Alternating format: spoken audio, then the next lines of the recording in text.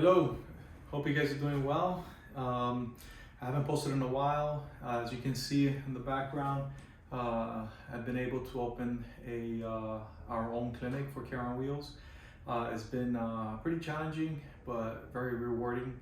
I also have a child that's going to be born anytime soon, so it's been a lot going on, just to say the least. I wanted to post, and there were some two occasions where two PAs from different same school that I went to, but from different classes that I graduated from. One contacted me through Instagram, the other contacted me through I believe it was LinkedIn, and pretty much I got on the phone with them, and I explained to them a few things about starting their own urgent care. One of them it's in the idea phase. The other one is actually ACA certified, and they have their location opened, and they just needed a little bit more information on how to proceed from that point forward. So I realized that there was I want to give a list of a few things that you guys should keep in mind when opening up your own urgent care or clinic. I made a list here, so I'm going to be looking down every now and then, just because it's pretty extensive. But I'm going to try to make it short, precise, straight to the point. That way you're not, watching a video for 15, 20 minutes. But one of the super important is getting a lawyer. Make sure that the lawyer that you're going to be working with knows about healthcare in particular.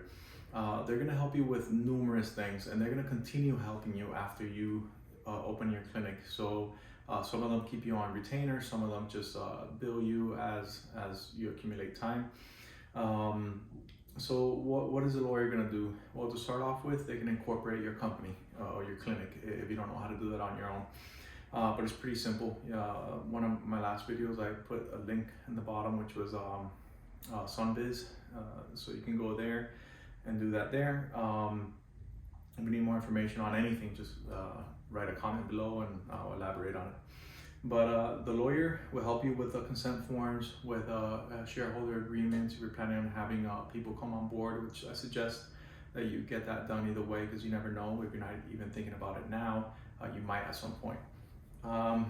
The medical director agreement as well for your medical director, MD or DO.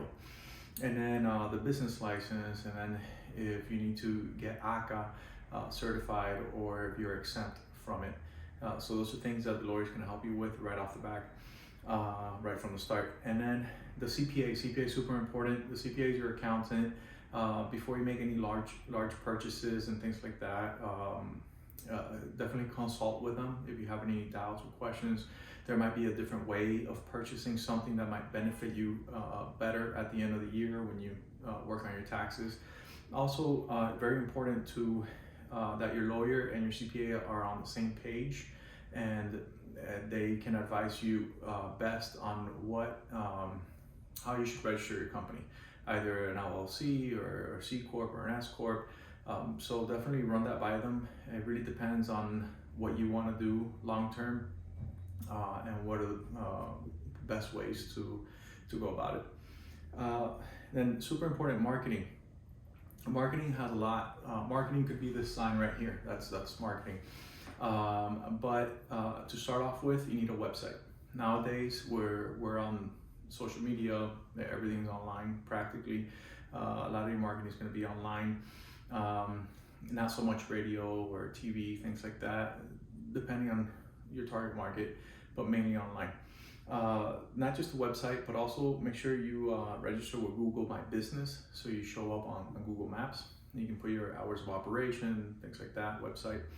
And then once you have your website, then you can definitely start working on or investing in marketing in terms of Google Ads.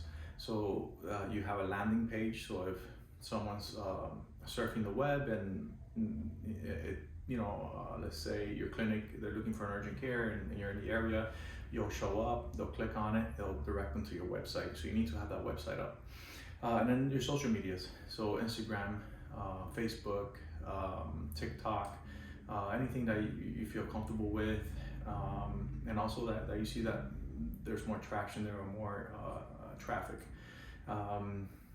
and also the target market. So you want to look at those things, analyze those, see what works best for you. You can trial and error, you can try different ones and see where you get more for your investment. So a return on investment, ROI, which is then you start calculating your patient acquisition costs. So how much does it cost you to bring a patient in through the doors? And then you calculate that, and then also you do an estimate of the lifetime of that patient being a client of yours or a patient of yours.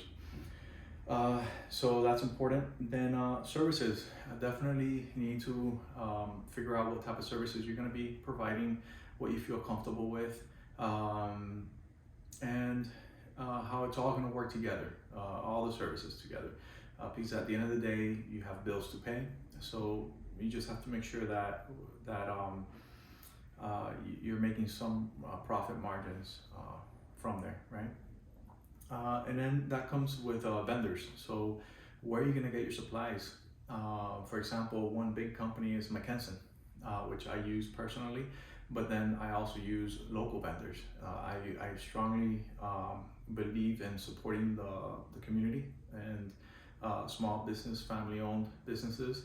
So I try to do business with them as much as possible, even if I have to pay just a little bit more. Usually you pay a little more because they can't compete with those large volumes. But I'd rather do that to support the community.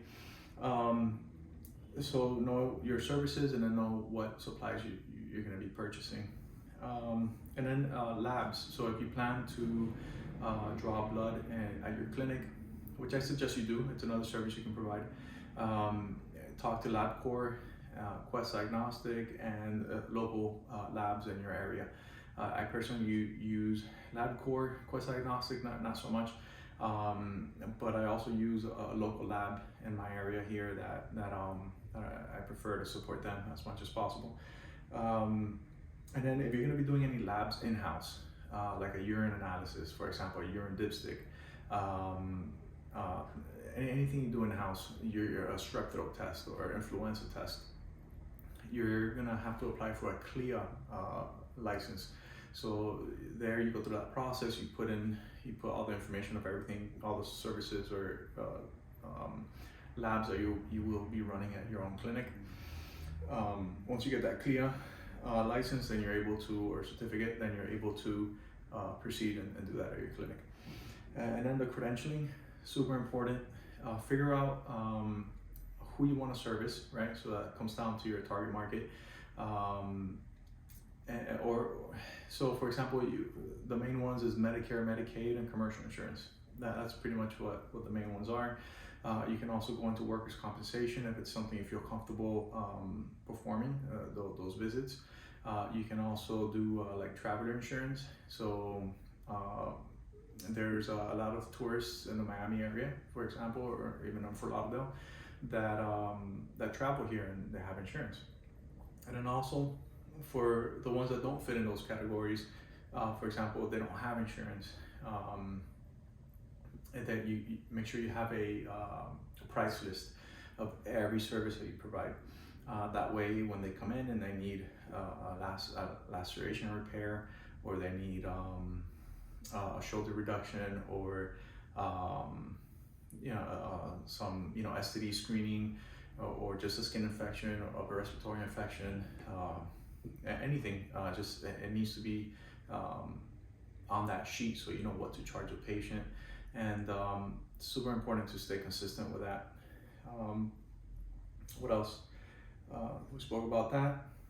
And then you need a commercial address. To start the whole credentialing process with the insurance companies, you need a commercial address. So there's different ways of going about that. The way that I did it was that I rented a location at another clinic, which I was practically using just for an address, so I can have a commercial location. They were a medical practice, and they did allow me to see patients there as well if I needed to. But as I mentioned before, my business started off as a mobile urgent care. So I would say 95% of the patients that I would see at home, at their home, or hotels. And so I didn't really use the clinic that much, but it was there. So I think that's the best route, so you can save some money. and start the credentialing process as soon as you can, as soon as possible, because it can take years to get into one of these insurances, especially if you're applying for a specialty that they don't really need. For example, Florida Blue Cross Blue Shield, currently they're not accepting any applications for like West Palm Beach, Broward, and Miami-Dade for urgent cares, because I tried applying and they pretty much, they all tell you, oh, check back in 6 months, check back in 6 months. So until you get in, so it can take a while. There's some that you will get in within the year, but so you can survive that time, because every month you have to pay bills, and so you can survive that time. Offer cash services as well, and then have your cash list, so you can provide services to the uninsured, and you can charge them as well. So with that being said, that's pretty much the way to get started. And also your malpractice insurance, find a company that has good rates, get quotes from different ones. If you're starting off on your own, you just need one for yourself, and so it could be an individual with a medical director coverage. So the medical director, typically on those, they don't get covered to see patients, but they get covered on the administrative side of that.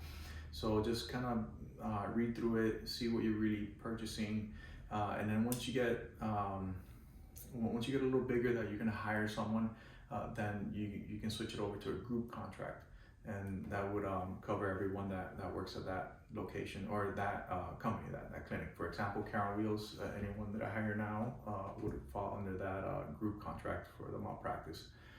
Alrighty, so that's pretty much in a nutshell, just so you can start making a list of things to do. And yeah, well, we'll talk soon. Alrighty, take care.